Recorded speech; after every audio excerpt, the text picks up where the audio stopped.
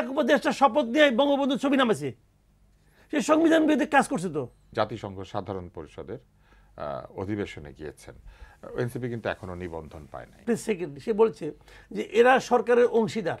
অংশীদার মানে কি? প্রত্যেকটা কাজের দায় দায়িত্ব এখন এই মির্জা ফখরুল ইসলাম আলমগীরকে নিতে হবে। তিনি শুরুতে অরাজনৈতিক ছিলেন আর এখন পরিপূর্ণভাবে রাজনৈতিক দলকে সাথে নিয়ে ঘোরাফেরা করছেন।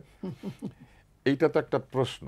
জামাত যদি কোনোভাবে ছলে বলে কৌশলে যদি জাতীয় পার্টিকে নির্বাচন থেকে বাইরে রাখতে পারে, তাহলে নির্বাচনের মাঠে থাকবে কে? মেসি আর রোনাল্ডো একজন আরেকজনকে নিষিদ্ধ করতে বলে নাকি ফাউল করে একজন আরেকজনের সাথে? ফুটবল খেলে, যে জিতবে সে জিতবে। যদি কেউ নৌকায় ভোট দিতে চায় যে আমি নৌকায় ভোট দেবো, তার জন্য তো কোনো বিকল্প নাই। তাহলে তার জন্য বিকল্প হলো ধানের শীষ অথবা দাঁড়িপাল্লা। তাইলে এখন ওরা ইলেকশন করুক, বাকিরা সব নিষিদ্ধ হয়ে যাক। এইসব নিষিদ্ধ করার দাবি হচ্ছে গণতন্ত্র বিরোধী দাবি। এনসিপি কিন্তু একটু সরকার ঘেঁষা দল, ফলে সরকারের ইচ্ছা অনুযায়ী এনসিপি চলবে বলে আমরা মনে করি। এবং এই কারণে দেখবেন অনলাইনের অনেক ইনফ্লুয়েন্সার এনসিপিকে এখন বকা টকা দিচ্ছে।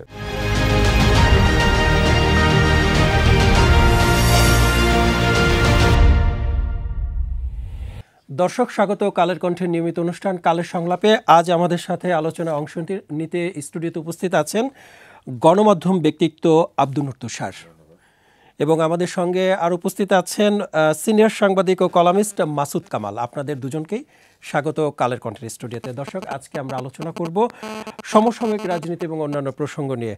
আর শুরুতে আব্দুন নূর তুষার, আমি আপনার কাছে একটু আসতে চাই যে মানুষের একটা প্রশ্ন আছে এখন, যে অনেকগুলো বিষয়ে রাজনৈতিক দলগুলোকে একমতে আনতে ধারাবাহিকভাবে আলোচনা চালিয়ে যাচ্ছে ঐকমত্য কমিশন। সম্প্রতি পিআর সহ বেশ কয়েকটি দাবিতে ইসলামী দলগুলো রাজপথে নেমেছে। এমন পরিস্থিতিতে দেশের মানুষ আসলে জানতে চায় ফেব্রুয়ারিতে নির্বাচন আদতে হবে কিনা। আমি মনে করি ফেব্রুয়ারিতে নির্বাচন হবে, কেননা নির্বাচনের সঙ্গে ঐকমত্য সংস্কার বা বিচার এটার আসলে কোনো সম্পর্ক নাই। ঐকমত্য সংস্কার বিচার কোনো সাংবিধানিক দায় দায়িত্ব না, এটা চলবে। বিচার হচ্ছে রাষ্ট্রের কাজ, সরকারের কাজ, আদালতের কাজ। সরকার হয়েছেন বাদী, আদালত করবে বিচার, এবং রাষ্ট্র সুবিচার নিশ্চিত করার জন্য বাংলাদেশের সংবিধান, আইন ব্যবস্থা, বিচার ব্যবস্থা তৈরি করেছে। তাই এটা তো হবে। আর সংস্কার এবং অন্যান্য বিষয়গুলি হচ্ছে বিভিন্ন দল মতের মানুষের চাহিদা অনুযায়ী। কিছু সংস্কার আছে সবাই চায়, আর কিছু সংস্কার আছে কেউ কেউ চায়। এটাও যে সব পরিপূর্ণ মাত্রায় সফল হবে, 100% সব সংস্কার সম্পন্ন হবে, এটা যদি কেউ ভাবে, এটা ইউটোপিয়ান ধারণা হবে। কেননা এটা কখনো হয় না। আপনি যত ভালো ছাত্রই হন, আপনি 100তে 100 পাওয়া খুবই কঠিন। যে 100তে 100 পায়, হয় তার টিচার তাকে পক্ষপাত করেছে, অথবা সে একেবারে বই দেখে লিখেছে। কারণ সাধারণ মানুষের পক্ষে 100তে 100 পাওয়াটা আসলে অস্বাভাবিক। বাংলাদেশে পায় অনেকে, আপনি দেখবেন অঙ্কে পাওয়া যায়, কিন্তু অন্যান্য সাবজেক্টে না। এখন সংস্কারের এই কমিশনের যে কাজগুলি তারা করেছেন, তার মধ্যে একটা কাজ তারা হয়তো চিন্তা করে করেন নাই, সেটা হচ্ছে অনেকগুলি বিষয়কে তারা একসঙ্গে আলোচনার টেবিলে এনেছেন। এই ধরনের সংস্কারে যেটা করতে হয়, দুইটা করে পয়েন্ট আসবে, আলোচনা হবে, শেষ হয়ে যাবে যে এইটা তো আমরা একমত হয়েছি অথবা হই নাই, অতএব এইটা শেষ, এবার আসেন আরও বাকি দুইটা। এবং তাদের প্রথমেই টাইম ফ্রেম ঠিক করা উচিত ছিল, কেননা নির্বাচন তো এই সরকারকে দিতেই হবে, আজ হোক কাল হোক, দিতে তো হবেই। নির্বাচন ছাড়া তারা যাবেন কিভাবে, তারা দায়িত্ব হস্তান্তর করবেন কিভাবে? অতএব তাদের উচিত ছিল একটা টাইম ফ্রেমও সেট করা, যে আমরা এতদিন পর্যন্ত কাজ করে যতগুলি সংস্কার এবং যতগুলি ঐকমত্য বিষয় আমরা আনতে পারবো করব, বাকিটা আমরা নির্বাচিত সরকারের কাছে বুঝিয়ে দিব, এবং তারা এই প্রক্রিয়াটা অব্যাহত রাখবেন। এবং যেগুলো ঐকমত্যে আসতে পারে না সেগুলো নিয়ে রাজনীতি হতে পারে, সেগুলো নিয়ে পরবর্তীতে হবে। আর সব তো একই ধরনের গুরুত্বপূর্ণ বিষয় না। যেমন ধরেন শুরুতে উচ্চকক্ষ নিম্নকক্ষ এইটা হবে কি হবে না, এইটা নিয়ে আলোচনা চলেছে। সকলেই সম্মত হচ্ছে উচ্চকক্ষ হওয়া উচিত। এখন উচ্চকক্ষ কি পিআর পদ্ধতিতে হবে, এইটাও প্রায় সকলেই মেনে নিয়েছে যে উচ্চকক্ষটা পিআরেই হতে হবে। হঠাৎ করে আসলো যে নিম্নকক্ষ পিআর লাগবে, মানে পুরো বাংলাদেশ পিআরে চলে যাবে। এটা তো শুরুতে দাবিতে ছিল না। ওনারা নতুন নতুন দাবি তোলার সুযোগ দিয়েছেন। ঐকমত্য কমিশনে কি বিষয় ঐকমত্য হবে, এটা কমিশন ঠিক করে এজেন্ডা সবাইকে দিবে।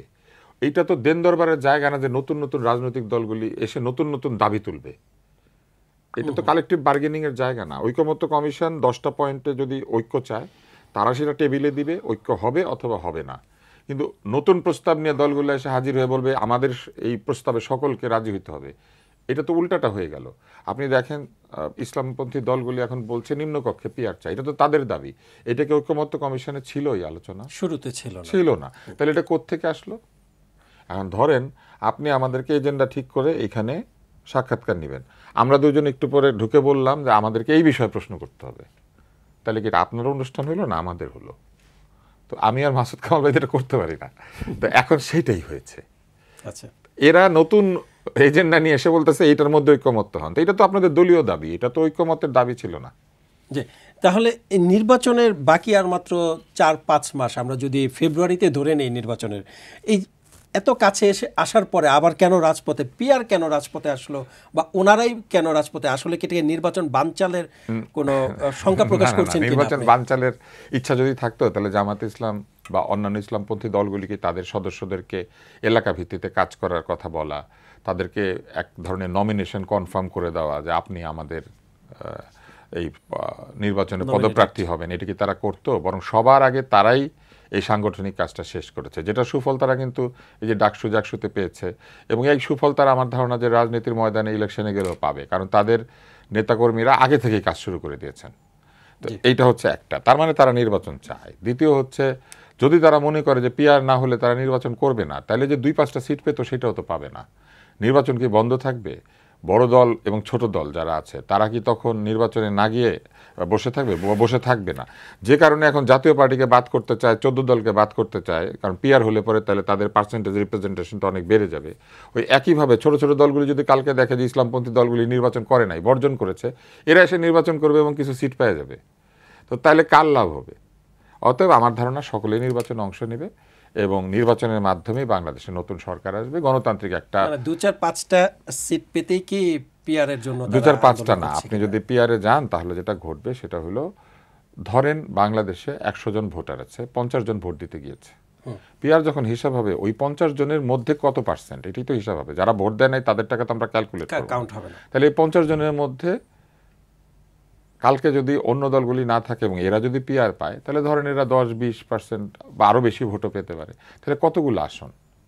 কিন্তু এই যে জোটভুক্ত তাদের যে জামাতে ইসলাম এবং অন্য দলগুলি, জামাতে ইসলামকে বাদ দিলে বাকিরা সবাই মিলে 2টা সিট পেত। তো ওনারা এখন কি হবে, পিআর হইলে পরে প্রত্যেকে 2টা করে পাইতে পারে। এবং এইটা তাদের জীবনে এইটাই সুযোগ। এবং তাতে কি হবে জানেন, সারা জীবনের জন্য তারা এরকমভাবে সংসদে যাওয়ার একটা সুবিধা পেয়ে গেল। এবং এতে করে দলগুলিতে কি হবে জানেন, দলগুলিতে দলের নেতারা নিজেদের পছন্দের লোক, নিজেদের অথবা নিজেদের পছন্দের লোককে সবসময় ফিট করে রাখবে যে আমাদের দল থেকে 2-3 জন সংসদে যাবে, কারণ এই দলেই তো আছে 5-10 জন। জি, ধন্যবাদ। মাসুদ কামাল, একটু আপনার কাছে আসতে চাই যে প্রধান উপদেষ্টা জানিয়েছেন কোনো শক্তি ফেব্রুয়ারিতে নির্বাচন ঠেকাতে পারবে না। আবার শঙ্কা প্রকাশ করেছেন নির্বাচনে বাধা প্রদানে নানা ধরনের চেষ্টা হবে। আবার তিনি এটাও বলেছেন যে ফেব্রুয়ারিতে নির্বাচন ছাড়া কেউ যদি অন্য কিছু ভেবে থাকে তাহলে সেটা জাতির জন্য অমঙ্গল হবে। পিআর এবং জুলাই সনদ এগুলোকে আগামী নির্বাচনে বাধা হয়ে দাঁড়াতে পারে কিনা? শুনেন, যে কথাটা তুষার ভাই বললেন যে এগুলো আসলে না তাদের রাজনৈতিক দাবি। রাজনৈতিক দাবি থাকা কিন্তু অন্যায় না, এটা স্বাভাবিক, থাকবেই। একটা পলিটিক্যাল পার্টি মানুষের কাছে যাবে, কি নিয়ে যাবে? একটা কোনো বক্তব্য তো থাকবে। তারা পিয়ারের বক্তব্যটা আনছে, মানুষের কাছে পিয়ার শব্দ মানে তারা পরিচিত করছে। তারা, আমার তো ধারণা, খুব শিগগিরই জামাতে ইসলাম অথবা ইসলাম আন্দোলন তারা পিয়ার নিয়ে বুকলেট বানাবে, মানুষের মধ্যে দিবে যে পিয়ার জিনিসটা কি। এতে কিন্তু যেটা লাভ হবে যে পিয়ার পদ্ধতি সম্পর্কে মানুষের একটা ধারণা হবে। এই ধারণাটা হওয়াটাও কিন্তু লাভ, এটা খারাপ না। এবং তারা এটা না হলে নির্বাচনে যাবে না, এটাও আমি মনে করি না। কারণ তারা অন্তত জামাতে ইসলাম তো একবারও বলে নাই যে পিয়ার না হলে তারা ইলেকশন করবে না, এটা একবারও তারা বলে নাই। ইসলামী আন্দোলন বলছে 2-1বার, জামাত ইসলাম বলে নাই, কারণ তারা নির্বাচনে যাবে। কাজেই পিয়ারটা নির্বাচনের ক্ষেত্রে আলোচিত বিষয় হবে, কিন্তু নির্বাচনের এটার উপর ভিত্তি করে নির্বাচন হওয়া না হওয়াটা নির্ভর করবে না, এটা আপনি নিশ্চিত থাকেন।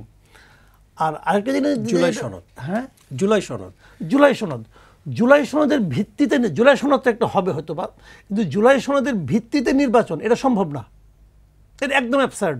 কারণ জুলাই সনদে অনেক কিছু থাকবে, এইটার উপর ভিত্তি করে নির্বাচন হওয়া, যে জিনিসটা নাকি আপনার আমাদের এনসিপি প্রধান দাবি, যেটা ওরা বলছে জুলাই সনদের উপর ভিত্তি করে নির্বাচন হতে হবে, জুলাই সনদের উপর নিয়ে আপনার সংবিধান চেঞ্জ হবে, হ্যান হবে, তেন হবে, এটা আপনি পারবেন না, সিম্পলি পারবেন না। আমি একটা কারণটা বলি কী কারণে পারবেন না। 5ই আগস্ট একটা কিন্তু জুলাই ঘোষণাপত্র হয়েছে না, মনে আছে নিশ্চয়ই, সংসদ ভবনে দাঁড়িয়ে ওই ঘোষণাপত্রটা পড়ে দেখেন। ওই ঘোষণাপত্রে 20 নম্বর ধারায় বলা হয়েছে যে এই সরকারটা একটা সাংবিধানিক সরকার। এই সরকারটা হলো একটা সাংবিধানিক সরকার। এখন যদি এটা সাংবিধানিক সরকার হয়, সাংবিধানিক সরকারের প্রধান কাজটা কি? সংবিধানকে সমুন্নত রাখা। অবশ্যই যদি আপনি সংবিধানকে সমুন্নত রাখেন তাহলে আপনি এই সংবিধান এইভাবে চেঞ্জই করতে পারবেন না। কারণ সংবিধানকে চেঞ্জ করতে হলে আপনাকে কিন্তু সেই জাতীয় সংসদে যেতে হবে। সংসদ তো হয় নাই, সংসদ হওয়ার আগে সংবিধান চেঞ্জ করতে পারবেন না, একদম পারবেন না। ওই আলী রিয়াজ সাহেব যতই ডায়লগ দেখ কোনো লাভ নেই ভাইয়া, এটা আবেগ অনুভূতির কোনো ব্যাপার না। যদি কেউ করে তাকে আগামীতে যায়নি, আগামী সরকার এসে নিয়ে, অথবা তখন আগামী সরকার যখন একটা নিয়মতান্ত্রিক সরকার প্রতিষ্ঠা হবে, তাদের সবাইকে নিয়ে সুপ্রিম কোর্ট নিয়ে ডেকে বলবে তুমি এটা কী কারণে করলা। কেউ না কেউ মামলা করবে, অথবা সুপ্রিম কোর্ট নিজেও ডাকতে পারেন, কারণ সংবিধানের অভিভাবক তো সুপ্রিম কোর্ট। তা তো বলবে তুমি সংবিধান কীভাবে লঙ্ঘন করলা। আপনি 106 যে অনেক আলোচনা করতে পারেন, ঠিক মতো হয় নাই, হ্যান হয় নাই, তেন হয় নাই, অনেক কিছু বলতে পারেন, কিন্তু এটা তো মানে নিয়েছেন আপনি। এবং কী মানে নিয়েছেন? যে আপনি সংবিধানের আলোকেই সরকার করছেন, এটা একটা সাংবিধানিক সরকার, এটা তো মানছেন। আপনি যদি শুরুতেই বলতেন এই সংবিধান স্থগিত, যে নাকি সাধারণত সামরিক আইন প্রশাসকরা যে কাজটা সাধারণত করে, মার্শালের সময় করে, সংবিধানকে স্থগিত করে দেয়, তারপর তারা যা ইচ্ছা তা করে, পরবর্তী সংসদ আসলে পর সেটাকে রেটিফাই করে, এটা একটা পদ্ধতি আছে। কিন্তু এই সংবিধান থেকে স্থগিত করে নাই, বাতিল করে নাই, বরং তারা বলছে যে এই সংবিধানের মাধ্যমেই আমরা ক্ষমতায় আসছি। তো সংবিধানের মাধ্যমে ক্ষমতায় এসে আপনি কেন সংবিধান লঙ্ঘন করবেন? ঝামেলায় পড়বেন। কিন্তু এমনকি আপনি অলরেডি ঝামেলা অনেকে পড়ে গেছে। ওই যে এক উপদেষ্টা শপথ নিয়ে বঙ্গবন্ধুর ছবি নামেছে, সেই সংবিধান বিরুদ্ধে কাজ করছে। তো খালি সরকারটার নামক ওই এই লোকের বিরুদ্ধে মামলা না হয়েছেন কী করলাম, অবধারিত। তুমি তো নামাইতে পারো না, কারণ যে সংবিধানের আলোকে তুমি শপথ নিছ, তুমি সেই সংবিধানে আছে, ছবি এখানে থাকবে, তুমি ছবি নামালে কেন? তোমার পার্সোনাল লাইকিং ডিজ লাগে এখানে কোনো কাজ করবে না। কাজে এইগুলি করে তারা কিন্তু আওলা বাজাই দিচ্ছে। আসলে হয়েছে কি, মানে সবাই বেশি জ্ঞানী, তো ওই জ্ঞানের ঠেলায় এই অবস্থা হয়েছে আর কি। এখন বাকিটা কী হবে আমি জানি না। আব্দুল লতিফ স্যার, আগামী নির্বাচন ও সংস্কার ইস্যুতে জামায়াত ইসলামের জাতীয় নাগরিক পার্টি এনসিপির মধ্যে এক ধরনের ঐকমত্য দেখা গিয়েছিল, কিন্তু সম্প্রতি এই দুই দলের মধ্যে এক ধরনের টানাপোড়েন বা দূরত্ব লক্ষ্য করা যাচ্ছে। আপনারাও সেটা লক্ষ্য করেছেন নিশ্চয়ই। যুগপৎ আন্দোলনে অংশ নেওয়ার কথা থাকলেও সেখান থেকে সরে আসে এনসিপি। নির্বাচনের বাকি আর মাত্র কয়েক মাস, এই সময় তাদের মধ্যে দূরত্ব কেন বা কী কারণে দূরত্ব বাড়ছে? আমরা দূর থেকে বলতে পারি, এনসিপির কোনো নেতা অথবা জামাতের কোনো নেতাকে জিজ্ঞেস করলে আপনি সত্যিকারের উত্তরটা পাবেন। আমার কাছে মনে হচ্ছে যে এনসিপি শুরু থেকে একটা সেন্ট্রিস্ট পলিটিক্স করতে চেয়েছে। তারা বুঝুক বা না বুঝুক, তারা মধ্যপথে থাকার চেষ্টা করবে বলে এক ধরনের দল বানিয়েছিল, যে কারণেই বিভিন্ন দল থেকে তাদের ওখানে লোক এসেছে, যারা কিনা নিজের দলে রাজনীতি নিয়ে হয়তো অতটা সন্তুষ্ট না, অথবা কোনো উদ্দেশ্য নিয়ে এই দলে এসেছে। একটা হতে পারে যে তারা সিট পাবে ভেবেছে, সরকারের এক ধরনের আনুকূল্যতা তাদের প্রতি আছে, এটা পরিষ্কার। তো এইসব কারণে হতে পারে যে এই দলটা ওইভাবেই তৈরি হয়েছে। এখন সরকার চাই ইলেকশন হবে, আর জামাত বলছে পিআর ছাড়া হবে না। স্বাভাবিকভাবেই এনসিপির তো সরকারের সঙ্গেই থাকার কথা, তো এনসিপি সরকারের সাথে আছে, এবং সরকারের সাথে যে আছে এটা তো একটা প্রমাণও আছে। আমাদের প্রধান উপদেষ্টা এনসিপির একজন প্রভাবশালী নেত্রী তাসনিম জারা, এবং তার সঙ্গে আরও একজন নেতাকে নিয়ে তিনি জাতিসংঘ সাধারণ পরিষদের অধিবেশনে গিয়েছেন। এনসিপি কিন্তু এখনও নিবন্ধন পায় নাই। অনিবন্ধিত একটি দলের দুইজন নেতা নেত্রীকে নিয়ে তিনি ওইখানে গিয়েছেন, এবং একজনের বিষয়ে বলা হয়, সে আমার মেডিকেল কলেজের ছাত্রী, আমরা একই মেডিকেল কলেজে পড়াশোনা করেছি, আমি তার সিনিয়র, বলা হয় সে ভালো ইংরেজি জানে, হয়তো ভালো ইংরেজি জানে সেই জন্যই সাথে নিয়েছেন। কিন্তু যে কোনো কারণে নেওয়া হোক না কেন, আপনি দেখেন এনসিপি কিন্তু একটু সরকার ঘেঁষা দল, ফলে সরকারের ইচ্ছা অনুযায়ী এনসিপি চলবে বলে আমরা মনে করি। এবং এই কারণে দেখবেন অনলাইনের অনেক ইনফ্লুয়েন্সার এনসিপিকে এখন বকাটকা দিচ্ছে। তো এইটা হচ্ছে আমার ধারণা প্রথম কারণ দূরত্ব একটু তৈরি হওয়ার। এটা কোনো এমন দূরত্ব নয় যে এটা রাজনৈতিক দূরত্ব বা শত্রুতা, এটা হচ্ছে নির্বাচন প্রশ্নে একটি দল মনে করছে যে তারা নির্বাচন করবে পিআর না হলেও, আরেকটা দল মনে করছে পিআর ছাড়া আমরা করব না, বা হুমকি দেওয়া বা একটা ধমক দেওয়া, এইভাবে তারা যাচ্ছে। দ্বিতীয় কাজ যেটি হয়েছে সেটি হচ্ছে যে আজকে যদি জামাত ইসলাম ইসলামী দলগুলি আলাদাভাবে পিআরের দাবিতে এবং অন্যান্য দাবিতে এক ধরনের বিক্ষোভ প্রদর্শন করে বা আন্দোলন করে, তাহলে উল্টো দিকে একটা মোর্চা তৈরি করলে, ধরেন এনসিপি, এবি পার্টি, গণ অধিকার পরিষদ, জুনায়েদ সাকির যে দল আছে, গণসংহতি গণসংহতি, এই অনেক গণ পার্টি এখন হয়েছে। তো এই গণ পার্টি যারা, তারা ঘন ঘন মিটিং করে তারা এক জায়গাতে চলে আসবে এবং এসে তারাও একটা মোর্চা তৈরি করে তারা একটা দাবি তৈরি করবে যে আমরা তো নির্বাচনের পক্ষে, আমরাও কিছু সিট পেতে পারি। এবং তারা আসলে মূলত এখন ব্যস্ত হয়েছে নির্বাচন নিয়েই। এবং আপনি দেখবেন যে বাজারে আরও একটি কথা এসেছিল যে গণ অধিকার পরিষদ এবং এনসিপি মার্জার হয়ে যেতে পারে। অর্থনৈতিক সংস্কার করার নাম দিয়ে এখনো ব্যাংকগুলিকে মার্জার করানো যায় নাই, সাধারণ মানুষের পকেটের টাকা ফেরত দেওয়া যায় নাই, কিন্তু দেখেন অল্প কয়েকদিনের মধ্যে দুইটা দল এক হয়ে যাওয়ার কথা বাজারে চলে এসেছে। এই পুরোটাই হচ্ছে নির্বাচনকে ঘিরে এক ধরনের স্বার্থের ঐক্য, এবং সেই স্বার্থের ঐক্যে সকলে ব্যস্ত হয়ে গিয়েছেন। আরেকটি বড় ব্যাপার হচ্ছে এনসিপি তো আসলে নিজেকে ধর্মীয় দল হিসেবে পরিচিত করতে চায় না, এবি পার্টিও না, কিন্তু ইসলামী দলগুলি এবং জামাতে ইসলাম তো ধর্মভিত্তিক রাজনীতি করবে, এটা তাদের দলীয় দৃষ্টিভঙ্গি। এই জায়গাতেও এনসিপির সঙ্গে তাদের তো একটা দূরত্ব আছে, কেননা একটি দল বলবে ক্যান্টিনের মধ্যে হাফ প্যান্ট পরবি না, কিন্তু এনসিপিতে তো নেতা নেত্রী আছে, ছেলেরা তো পরে, মেয়েরাও হাফ প্যান্ট পরে। তো এখন হাফ প্যান্ট সংক্রান্ত সংঘাত তো সামনে আমরা পাবো। অতএব এটা খুব সহজ না যে এনসিপির সাথে জামাত ইসলাম। আচ্ছা, আপনি যেটা বলছিলেন যে 18 এবং 24 একসাথে মিলিত মার্জার হয়ে যাচ্ছে, তাহলে সেক্ষেত্রে তাদের দলের নামটা কি হতে পারে, অথবা হচ্ছে তাদের পদ নিয়ে কোনো দলের নাম আপনি আমাকে কি করে জিজ্ঞেস করেন? না, এমনিতে কোনো শঙ্কা প্রকাশ করছেন কিনা যদি মার্জার হয়ে যায়? তাহলে এটা কিন্তু এখন আলোচনার বিষয় যে মার্জার মার্জার হতে হয়ে পারে গেলে তাদের দলে কে কোন, এখন এনসিপি প্রধান হচ্ছেন নাহিদ ইসলাম, আর গণপরিষদের প্রধান হচ্ছে বিপি নুরুল হক। একসময় তারা একসাথে রাজনীতি করেছে, তাহলে দলের প্রধান কে হবে? এরা তো একসময় একসাথে রাজনীতি করেছেন, ফলে এদের মধ্যে নিশ্চয়ই এক ধরনের বন্ধুত্ব আছে। তারা বিষয় ঠিক করবেন যে কার নাম হবে, কিভাবে হবে, কে কোন পদ পাবেন। তরুণদের একটা সুবিধা কি আছে জানেন, ওদের কোনো ব্যাগেজ নাই। আচ্ছা, তো ওদের তো কোনো ওই রকম বড় অতীত নাই, কারো মন রক্ষা করার ব্যাপার নাই, কোনো বংশের শাসন নাই, ফলে তারা যে কোনো কিছু একটা সিদ্ধান্ত নিতে পারে, হয়তো ইনোভেটিভ কোনো একটা সিদ্ধান্ত নেবে। আমরা এটার জন্য অপেক্ষা করতে পারি। তবে আমি মনে করি যেগুলো সবই রাজনীতির অংশ, সামনে ভোট আসলে যেগুলো হবে এটাই স্বাভাবিক, কারণ মানুষ ভোটে জিততে চায়। অতএব এটা নিয়ে আমাদের অত মাথা ঘামানো উচিত না। আমাদের বরং মাথা ঘামানো উচিত যে এই যে সরকারের পয়সা, চা নাস্তা, এসি, বিভিন্ন বড় বড় অডিটোরিয়াম, বড় বড় জায়গা নিয়ে অনেক সময় অর্থ অপচয় করে যে সংস্কারের নামে যে কাজগুলি হচ্ছে, এগুলো যদি শেষ পর্যন্ত না হয়, তাহলে এই যে অর্থ ব্যয় করা হচ্ছে এইটার অপচয়ের হিসাব কে দিবে? এটা আমার একটা বড় প্রশ্ন। এই অপচয়ের দরকার কি ছিল? এটা আসলে একটি বহু আগেই নির্বাচন করা যেত। জি, মাসুদ কামাল, ইসলামী দলগুলোর আন্দোলনের একটি দাবি ছিল জাতীয় পার্টিকে নিষিদ্ধ করতে হবে। যদি জাতীয় পার্টি নিষিদ্ধ না হয় এবং তারা নির্বাচনে অংশ নেয়, তাহলে ইসলামী দলগুলোর কাছে ভোটের হিসেব নিকেশ পাল্টে যেতে পারে কিনা? এই সংখ্যা থেকে দলটি নিষিদ্ধ চাচ্ছে তারা চাচ্ছে নানা রকম হিসাব নিকাশ থেকেই। যেমন ধরেন, আপনি বাস্তবতাটাকে খেয়াল করতে হবে, আওয়ামী লীগ কিন্তু ইলেকশনে নাই মানে কি এখন পর্যন্ত নাই, শেষ পর্যন্ত কি হবে বাংলাদেশে কিছুই বলা যায় না, দেখার বিষয়। আচ্ছা, এখন পর্যন্ত নাই, তাহলে নৌকা মার্কা নাই, তাহলে যে ভোটার লিস্টটা থাকে, যে ব্যালট পেপারটা থাকবে, সেই ব্যালট পেপারে নৌকা থাকবে না, ঠিক আছে? তো যারা ভোট দিতে যাবে, যদি কেউ নৌকায় ভোট দিতে চায় যে আমি নৌকায় ভোট দেব, তার জন্য তো কোনো বিকল্প নাই। তাহলে তার জন্য বিকল্প হলো ধানের শীষ অথবা দাঁড়িপাল্লা অথবা ইসলামের আন্দোলন, কুলামোলা যেগুলো আছে এগুলি কিছু একটা থাকবে। সেখানে যদি সে লাঙ্গল পেয়ে যায়, লাঙ্গল তো তাদের বহুদিনের পুরনো বন্ধু, তাহলে ভোটটা লাঙ্গলে যেতে পারে। এই যাবে আমি তা বলছি না, কিন্তু যেতে পারে।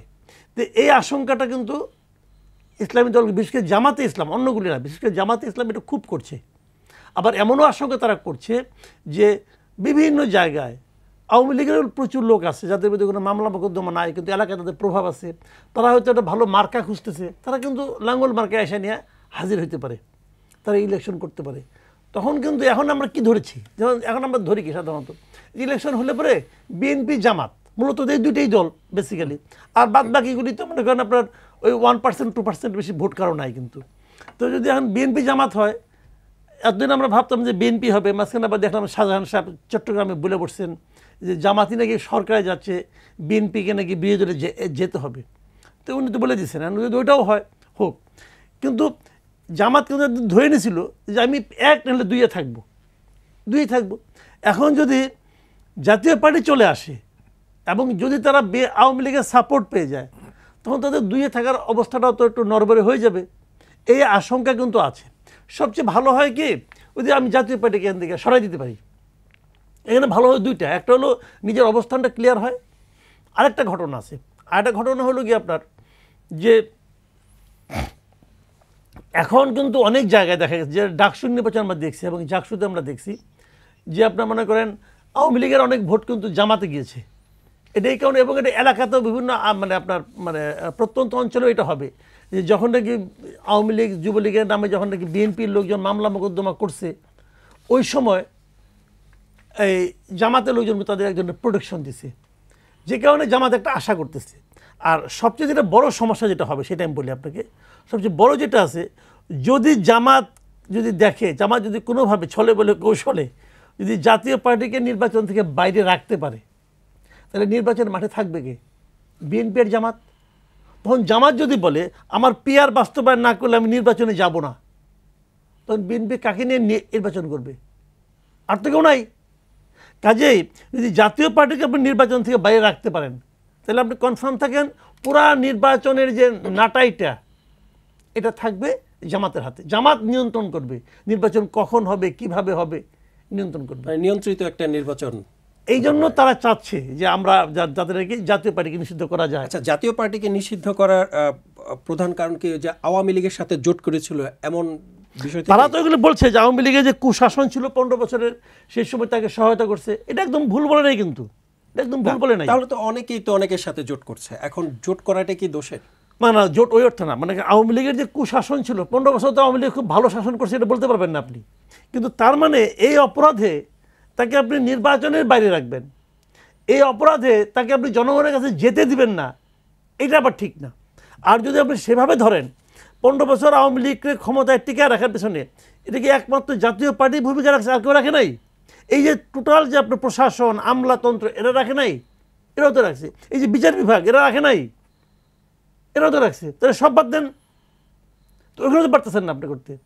কাজে এইগুলো হলো কি, যত যাই বলুক, মুখে তারা যে যাই বলুক, মূল লক্ষ্যটা হলো প্রত্যেকটা দল চাচ্ছে তাদের রাজনৈতিক, তাদের দলের যে আধিপত্য সেটাকে প্রতিষ্ঠা করার জন্য তারা এই সমস্ত কথা বলতেছে। জি, আব্দুল নূর তুষার, বিএনপির সিনিয়র বিএনপির স্থায়ী কমিটির সদস্য সালাউদ্দিন আহমেদ তিনি বলেছিলেন যে আওয়ামী লীগের সাথে জোট করায় যদি জাতীয় পার্টির দোষ হয়ে থাকে তাহলে সেই দোষে তো অনেকেই দোষী।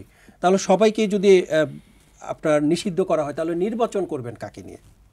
হ্যাঁ, এটা তো তারা তাদের রাজনৈতিক মতামত দিয়েছেন। বিএনপি তো তার রাজনৈতিক স্বার্থ দেখবে এবং সে যৌক্তিকভাবে তার যুক্তি উপস্থাপন করবে। সালাউদ্দিন সাহেব যেটা বলেছেন এই কথার মধ্যে যুক্তি আছে, কেননা দীর্ঘ সময় আমরা প্রতিটি দলকেই প্রতিটি দলের সঙ্গে কোথাও না কোথাও সহায়তা করতে দেখেছি। রাজনীতি তো শত্রুতার খেলা না, রাজনীতি তো ঐক্য, মিত্রতা, বন্ধুত্বের খেলা এবং এক ধরনের স্বার্থেরও খেলা। রাজনীতিবিদরা ক্ষমতায় যেতে চান কারণ তারা মনে করেন ক্ষমতায় গেলে জনগণের উন্নয়নের জন্য বা জনগণের উন্নতির জন্য পজিটিভ কন্ট্রিবিউশন করা যায়। আমাদের মতো আমরা মনে করি যে পজিটিভ কন্ট্রিবিউশনের জন্য রাষ্ট্রীয় ক্ষমতা বা সরকারি ক্ষমতার প্রয়োজন নাই। আমাদের যা মেধাবুদ্ধি আছে সেটা দিয়ে যদি আমরা বিনিয়োগ করতে পারি আমরাও কিছু কন্ট্রিবিউট করতে পারি। কিন্তু রাজনীতিবিদরা কিন্তু সেটা মনে করেন না। রাজনীতিবিদরা মনে করেন যে একদম এক্সিকিউটিভ ক্ষমতা হাতে নিয়ে, এক ধরনের কাজ করার শক্তি হাতে নিয়ে, টাকা পয়সা বরাদ্দ নিয়ে তারপরে মানুষের জন্য কাজ করতে হবে। ফলে তারা ক্ষমতায় যেতে চাইবেন এবং ক্ষমতায় যাওয়ার জন্য যা করা দরকার সেটা তারা করবেন। দলের নাম মোহামেডান, তো সব মুসলিমরাই ওখানে খেলেছে। হ্যাঁ, তো তাইলে ফুটবল খেলা যদি দলের নাম মোহামেডান, সব মুসলিমরা ওখানে খেলে না? হ্যাঁ, দলের নাম মোহনবাগান, দলের নাম ইস্ট বেঙ্গল, সেখানে গিয়ে আমাদের এখান থেকে খেলোয়াড়রা খেলে নাই? খেলেছে। তো এখন প্রশ্ন হচ্ছে যে রাজনীতি ওই একই ধরনেরই খেলা। এইখানে যখন তারা দেখেন যে নিজের ভোটে হবে না তখন একটা মিত্র নেন, যখন দেখেন নির্বাচন নিয়ে নানান ধরনের কারচুপি করবেন তখন 20-25টার একটা দল বানিয়ে প্রমাণ করার চেষ্টা করেন যে আমরা সবাই মিলে করেছি কারচুপিটা, আওয়ামী লীগ যেটা করেছিল। তো এগুলো তো রাজনীতির খেলা। ফলে আমি মনে করি যে বিএনপি যেটা করেছে এটা একটা রাজনৈতিক বক্তব্য এবং তারা ঠিকই বলেছেন যে কে কার সাথে কবে আতাত করে না। আমি আপনাকে আমার স্মৃতি থেকে কথা বলি, 96 সালে যখন তত্ত্বাবধায়ক সরকারের আন্দোলন হচ্ছিল, একই পোডিয়ামে আওয়ামী লীগের নেতা, জামাত ইসলামের নেতা এবং অন্যান্য দলের নেতারা বসেছিলেন যে তত্ত্বাবধায়ক নিরপেক্ষ সরকারের অধীনে নির্বাচন হতে হবে। ওই সময় আওয়ামী লীগ পাশে জামাত ইসলামকে নিয়ে বসে নাই, বসেছে। আমি আরও একটা মজার ব্যাপার বলি, 91 সালে যখন নির্বাচনে দেখা গেল বিএনপি সংখ্যাগরিষ্ঠতা পেয়েছে, আওয়ামী লীগ একজন প্রেসিডেন্ট ক্যান্ডিডেট দিয়ে দিল, বদরুল হায়দার চৌধুরী বিচারপতি। উনি কার কাছে দোয়া চাইতে গেছিলেন? আমাদের রাজনীতি ভরা এই ধরনের কাণ্ড কারখানা। যদি নিষিদ্ধ করতে চান সব নিষিদ্ধ হয়ে যাবে।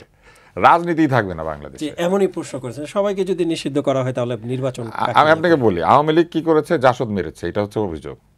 জাসদ কি করেছে? থানা লুট করেছে, এটা মানুষজনকে হত্যা করেছে। এমপি মেরেছে, পুলিশ মেরেছে, এটা হচ্ছে অভিযোগ। জামাত ইসলাম কি করেছে? স্বাধীনতা যুদ্ধের সময় এই দেশের অস্তিত্বের বিরোধিতা করেছে, আলবদর আল শামসে তারা অংশ নিয়েছে, এটা অভিযোগ। বিএনপি কি করেছে? বিএনপিকে অভিযোগ করে যে সামরিক শাসনের ভিতর দিয়ে এই দলটা তৈরি হয়েছে। জাতীয় পার্টি কি হয়েছে? পুরা স্বৈরাচার, একেবারে স্বৈরাচারী এরশাদ এটাকে তৈরি করেছে, তাদেরকে আন্দোলন করে নামাতে হয়েছে এই একই রকম ঘটনার ভিতর দিয়ে। তারপরে আওয়ামী লীগ আবার কি করেছে? 16 বছর একটা স্বৈরাচার কায়েম করেছে, ফ্যাসিস্ট উপাধি ধারণ করেছে, করে তাদেরকেও তাড়ানো হয়েছে। তাইলে বাংলাদেশে কোন বৃহৎ রাজনৈতিক দলের ব্যাগেজ নাই? ব্যাগেজ নাই শুধু গণ অধিকার পরিষদ, জুনায়েদ সাকি, এনসিপির, আর সবার আছে। তাইলে এখন ওরা ইলেকশন করুক, বাকিরা সব নিষিদ্ধ হয়ে যাক। এইসব নিষিদ্ধ করার দাবি হচ্ছে গণতন্ত্র বিরোধী দাবি। গণতন্ত্র যদি আপনি জানেন, আপনি যদি ফুটবল খেলা জানেন, তাহলে আপনি ফুটবল খেলবেন, হারিয়ে দিবেন। মেসি আর রোনাল্ডো একজন আরেকজনকে নিষিদ্ধ করতে বলে নাকি ফাউল করে একজন আরেকজনের সাথে?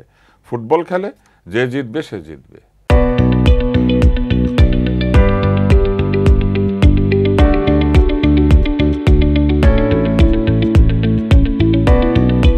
ক্রিকেট খেলে যে, সে কি আরেক দলকে নিষিদ্ধ করে ক্রিকেট খেলতে আসে? আরেক খেলে হারায় দিবে। তো রাজনীতিবিদদের যদি সত্যিকার অর্থে মেরুদণ্ড থাকে, জনপ্রিয়তা থাকে, জনসমর্থন থাকে, উল্টা দিকে ফ্যাসিস্ট না রেসিস্ট, তাই না? তা দিয়ে কি আসে যায়? জনগণ বিদায় করে দিবে তাদেরকে, আমি পপুলার, আমি জিতবো, তুমি হারবে, এবং হারতে হারতে বিদায় হয়ে যাবে। মুসলিম লীগ নাই হয়ে যায় নাই, নিজামে ইসলাম নাই হয়ে যায় নাই, এরকম পৃথিবীর বিভিন্ন দেশের দল একের পর এক দল নাই হয়ে যায় নাই। তাইলে আমাদের এখানে দল নাই হয়ে যাবে, প্রকৃতির অমোঘ নিয়মে জনগণের সাথে থাকবে না, জনগণের সমর্থন হারিয়ে ফেলবে, নাই হয়ে যাবে, হাওয়া হয়ে যাবে। শেরে বাংলা একে ফজলুল হক বাংলাদেশের অবিভক্ত বাংলার মুখ্যমন্ত্রী ছিলেন না? ওনার দল কই? ভাসানীর দল কই?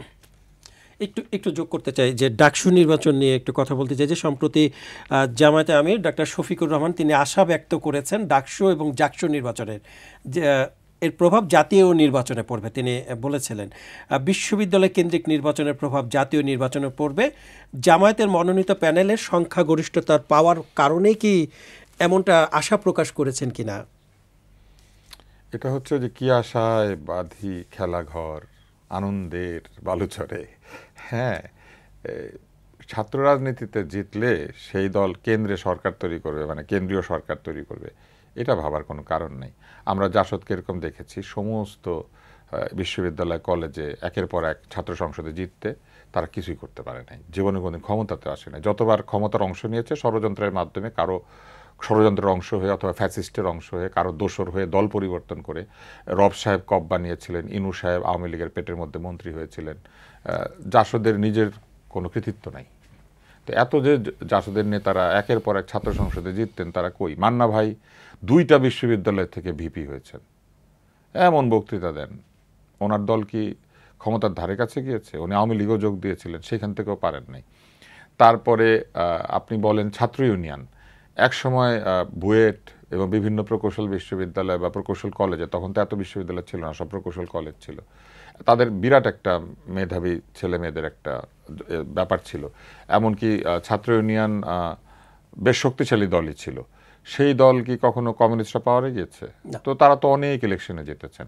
এইসব ছাত্রনেতাদের অধিকাংশেরই যেটা ঘটে, যেটার সঙ্গে জামাতের তফাৎ আছে, এরা ছাত্রনেতা হয়ে পরে বড় বড় রাজনৈতিক দলে যোগ দিয়ে তার ওই আগের রাজনৈতিক দলকে ভুলে যান। যেমন বাবলু সাহেব, জিয়াউদ্দিন বাবলু, মান্না ভাইয়ের সাথে ছিলেন, উনি এরশাদের মন্ত্রী হয়েছেন। তো এগুলো হয়। মোশতাক সাহেব জাসদে ছিলেন, উনি সুলতান মোহাম্মদ মনসুরের সাথে আদু ভাই হয়ে উনি নিউট্রিশনে ভর্তি হয়ে বারবার অনেক বেশি বয়সে এসে জিএস হয়েছেন। পরবর্তীতে আওয়ামী লীগ সরকারের সময় বিভিন্ন পদে ছিলেন, চাকরি বাকরি করেছেন, সুবিধা নিয়েছেন। তো এইটা হচ্ছে এই দলগুলির হয়। জামাতের সঙ্গে এইখানেই তফাৎ হবে যে শিবিরের কোনো লোক ওই স্বার্থের কারণে ভবিষ্যতে যখন আরো সিনিয়র হবে, এরা কিন্তু অন্য দলে যাবে না, এরা জামাতে যোগ দিবে। এইটা হচ্ছে জামাতের প্লাস পয়েন্ট। এইটার উপরে জামাত ভরসা করতে পারে যে এই তরুণরা আগামী 5-10 বছর পরে যখন কেন্দ্রীয় নেতৃত্ব যদি আসে, এরা তখন একটা বড় শক্তি হতে পারে। কিন্তু এই নির্বাচনে এটার প্রভাব আসবে বলে আমি মনে করি না। মাসুদ কামাল, আপনার কাছে একই প্রশ্ন, মানে আপনি কি ডাক্তার শফিকুর রহমান সাহেবের সাথে একমত কিনা যে ডাকসু জাকসু নির্বাচনের প্রভাব জাতীয় নির্বাচনে পড়বে? শুনেন, একদম কিছুই পড়বে না তা কিন্তু না। যেমন উনি যে কথাগুলি বলতেছেন, এটা কি উনি নির্বাচন আগে বলছেন? না, বলেন নাই। এখন বলেন কেন? তেমন ওনার মধ্যে কিছু প্রভাব পড়ছে। কিছু প্রভাব পড়ে, এরকম প্রভাব কিছু মানে পড়বে। যেমন আপনি আলোচনা করতেছেন, এই প্রশ্ন কি আপনি আগে করতেন না, তাহলে কিছু প্রভাব আপনার মধ্যে পড়ছে, প্রভাব কিছু না কিছু পড়বে। বাট প্রবলেমটা হলো কি, সেই প্রভাবটা কি নীতি নির্ধারণী হয়ে যাবে কিনা, সেই প্রভাবটা কি পুরো সিনারিওকে চেঞ্জ করবে কিনা, তা করবে না ভাইয়া। অনেকে লজিক দেয় যে এই যে স্টুডেন্ট যারা আছে, যারা নাকি এদেরকে ভোট দিল, এরা তো যার যার এলাকায় যাবে, এলাকায় যেয়ে তার বাবা মাকে বোঝাবে, ওই ফ্যামিলি সেই সবচেয়ে শিক্ষিত ছেলে, তার কথা অনুযায়ী বাবা মা ভোট দিবে। অনেকে বলে এগুলো থিওরিটিক্যাল কথা, এগুলো প্র্যাকটিক্যালি কোনো মূল্য নাই, কোনো মূল্য নেই। আমি নিজে আমার নিজের জীবন দিয়ে দেখছি। সেক্ষেত্রে জামায়াতকে এগিয়ে রাখবে কিনা, মানে জামায়াতকে এগিয়ে রাখবে কিনা ডাকসু নির্বাচনের যে ফলাফল, তারা শুনেন বললাম আলোচনার টেবিলে এটা খুব গুরুত্বপূর্ণ হবে। এলাকার ভোটটা হয় কি, নানা ঘটনা আছে এখানে। ওই এলাকায় কে কত প্রভাবশালী, ওই এলাকায় কার কেমন মানে মানে পারিবারিক ঐতিহ্য কি, কার টাকা পয়সা কেমন আছে, মানুষের কতটা হেল্প করতে পারে, এগুলো অনেক কিছু এখানে কাজ করে। এমনকি জানেন আপনি কার দাদা কে ছিল, ওটাও হেল্প করে, ওটাও একটা ইস্যু হয় যে কার দাদা, ওটা ডাকসু ইলেকশনে কে জিতছে এলাকার লোক জানতেও চায় না। বললাম তো ভাই, আমি নিজে আমার অভিজ্ঞতা বলি, আমি নিজে একাধিক ডাকসু নির্বাচনে ভোট দিচ্ছি, তখন মান্না আক্তার ভাইরা ছিল, এলাকায় গেছি, আমার মা আমার পাত্তা দেয় না, তুই কি বুঝোস, তুই কি বুঝোস। তো এটা ভাই বাস্তবতা, রিয়েলিটি এটা। তো এটা কেউ শুনেন, টাকাটা যার কাছে, তার হলো সে হলো ডিসিশন মেকার। একটা ফ্যামিলিতে ইউনিভার্সিটি স্টুডেন্ট, সে তার হাতে টাকা নাই, সে টাকার জন্য মাসে মাসে বাপকে চিঠি লেখে, ওই বাপ কৃষক হইতে পারে, সে হলো ডিসিশন মেকার। কাজে এইগুলি কোনো ভূমিকা রাখবে না, ভূমিকা রাখবে হ্যাঁ জামাত ইসলাম অলরেডি বিভিন্ন এলাকায় যে পদ্ধতি তারা ডাকসু ইলেকশনে প্রয়োগ করছে, সেই একই পদ্ধতি তারা কিন্তু এলাকাতেও প্রয়োগ করছে। প্রয়োগ করার ফলে তারা কিছু তো পাবে, ওটা এমনি পাবে, এর সঙ্গে ডাকসু ইলেকশনের কোনো সম্পর্ক নাই। কিন্তু আলটিমেটলি সেটা নির্বাচনে যে বিশাল ভোট, শুনে নর্দমাতে যখন পানি আসে, এটা দেখে জোয়ারের পানি কী হবে এটা আপনি বিচার করতে পারবেন না। জোয়ারের পানি অন্য জিনিস, ওটা কোনো নিয়ম মানে না ভাই। ইলেকশনটা জোয়ারের মতো, জাতীয় পর্যায়ে ভাই কত বলুন তো, 12 কোটি ভোটার আমাদের এখানে, প্রায় 12 কোটি ভোটার, 10-12 কোটি ভোটার, ধরুন 10 কোটি ভোটার, আর এখানে ভোটার কত লাখও তো হয় নাই, 40,000 প্রায়, লাখ তো হয় নাই। এগুলোর সঙ্গে কোনো মিল নাই, তো কোনো মিল নাই। একটু অন্য প্রসঙ্গে যেতে চাই যে জাতিসংঘ অধিবেশনে যোগ দিতে প্রধান উপদেষ্টার সঙ্গে 3টি রাজনৈতিক দলের প্রতিনিধি যাচ্ছেন। খুবই স্পষ্ট করে যদি আমি বলি, সেটা হচ্ছে জামায়াত, বিএনপি, এনসিপি। আপনারা নিশ্চয়ই জানেন এটি নিয়ে নানা মহলে আলোচনা সমালোচনা চলছে যে ঐক্য আমরা দেশের ভেতরে হওয়ার আশা করছিলাম, সেই ঐক্যকে বিদেশের মাটিতে হওয়ার সম্ভাবনা আছে কিনা। যেহেতু ভাই এটা হলো একটা মানে এটা হলো জানেন কি আমি বলি আপনাকে, এটা হলো আমি মনে করি যে বিএনপির রাজনীতিতে যে এখনো যে তার যে অপরিপক্কতা, এটা এই ঘটনার মাধ্যমে প্রকাশিত হচ্ছে। যাওয়ার আগে এই সরকারের যে প্রেস সেক্রেটারি, সে বলছে যে এরা সরকারের অংশীদার, সেই হিসেবে তারা সরকারের সঙ্গে যাচ্ছে। অংশীদার অর্থ বুঝেন? অংশীদার মানে কি, এই সরকারের ভালো মন্দ সব কিছুর দায় এদের উপর চাপাই দিল তারা। এই সরকার যা যা করছে প্রত্যেকটা কাজের দায় দায়িত্ব এখন এই মির্জা ফখরুল ইসলাম আলমগীরকে নিতে হবে। ওখানে তাহলে সরকার তাকে নিয়ে গেছে অন্য কারণে, মাহফুজ আলম, তারপরে এই যে আপনার অন্য অন্য যারা গেছে বাইরে, শফিকুর আলম, এদেরকে আওয়ামী লীগের লোকজন ওখানে দৌড়াইছে, ডিম মারছে। এখন তারা মনে করছে আমি যদি বিএনপিকে নিয়ে যাই তাহলে বিএনপি লোকের ডিম মারা থামাবে। ডিম মারা থামাবেন কেমন করে? পাল্টা আপনি হয়তো পাল্টা ডিম মারবেন, এই তো করবেন, আর তো কিছু করতে পারবেন না।